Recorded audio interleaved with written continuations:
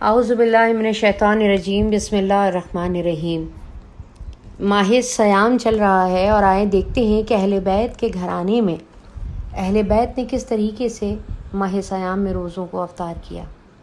ایک بار کا ذکر ہے کہ جناب علی علیہ السلام گھر میں سب نے روزہ رکھا۔ حضرت فاطمہ زہرا سلام اللہ علیہا اور ان کے دونوں چھوٹے بچوں نے بھی روزہ رکھا۔ مغرب کا وقت ہونے والا تھا اور سب نے مصلی بچھایا اور رو رو کے دعا مانگنے لگے کہ اے خداوند کریم اپنی رحمت سے ہمیں مایوس نہ کرنا۔ حضرت فاطمہ دعا ختم کر کے گھر میں گئیں اور 4 روٹی بنا لائیں۔ اس سے زیادہ جو گھر میں موجود نہ تھے۔ پہلی روٹی آپ نے اپنے شوہر حضرت علی علیہ السلام کے سامنے رکھی، دوسری روٹی آپ نے اپنے بڑے بیٹے امام حسن علیہ السلام کے سامنے رکھی اور تیسری روٹی اپنے چھوٹے بیٹے حسین شہید کربلا کے سامنے، اور چوتھی روٹی اپنے سامنے رکھ لی۔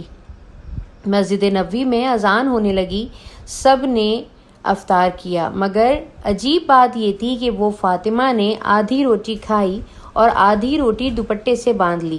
یہ معاملہ جناب امیر المومنین نے اپنی آنکھوں سے دیکھا تو پوچھا، اے فاطمہ کیا آپ کو بھوک نہیں ہے؟ ایک ہی تو روٹی تھی، اس میں سے آپ نے آدھی روٹی اپنے دوپٹے میں باندھ لی۔ فاطمہ نے کہا، اے علی ایسا ہو سکتا ہے کہ میرے بابا جان کو افطاری میں کچھ نہ ملا ہو، وہ بیٹی کیسے کھائے گی جس کے باپ نے کچھ نہ کھایا ہو؟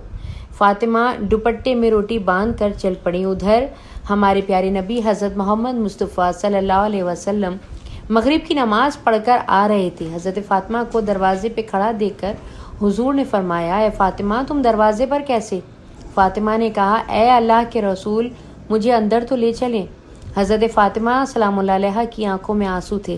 کہا، جب افطار کی روٹی کھائی تو آپ کی یاد آ گئی کہ شاید آپ نے نہ کھایا ہو، اس لیے میں آدھی روٹی دوپٹے میں باندھ کر لے آئی ہوں۔ روٹی دیکھ کر ہمارے پیارے نبی صلی اللہ علیہ وآلہ وسلم کی آنکھوں میں آنسو آ گئے اور کہا، اے فاطمہ اچھا کیا جو یہ روٹی لے آئیں، ورنہ چوتھی رات بھی تیرے بابا اسی حالت میں نکل جاتی۔ اور دونوں ایک دوسرے کو دیکھ کر رونے لگے۔ اللہ کے رسول نے روٹی مانگی۔ فاطمہ نے کہا، بابا جان آج اپنے ہاتھوں سے روٹی کھلاؤں گی۔ پھر اپنے ہاتھ سے کھلانے لگی۔ روٹی ختم ہو گئی اور فاطمہ رونے لگی۔ حضور نے دیکھا اور کہا، فاطمہ اب کیوں روتی ہو؟ کہا، بابا جان کل کا کیا ہوگا؟ کل کون کھلائے گا؟ کل کیا آپ میرے گھر میں چولہا جلے گا یا کل آپ کے گھر میں چولہا جل جائے گا؟ نبی کریم نے فرمایا، اے فاطمہ بس یہ صبر سے کام لو اور یہ جان لو کہ ہمارے صبر سے اللہ امت کے گناہ گاروں کے گناہ معاف کرنے والا ہے۔ اللہ اکبر۔ یہ ہوتی ہے محبت جو نبی کریم کو اپنی امت سے تھی، اور یہ گناہ گار امتی جو کہ ہم ہیں، جن کے دل میں نبی کے بھوکے رہنے یا ان کی بیٹی کی بھوک کا خیال ہی نہیں، ہم لوگ کیا کر رہے ہیں؟ اس لیے کل قیامت کے دن جب ہم اہل بیت کے سامنے پیش ہوں گے تو ہمارے سر شرم سے جھکے ہوئے ہوں گے۔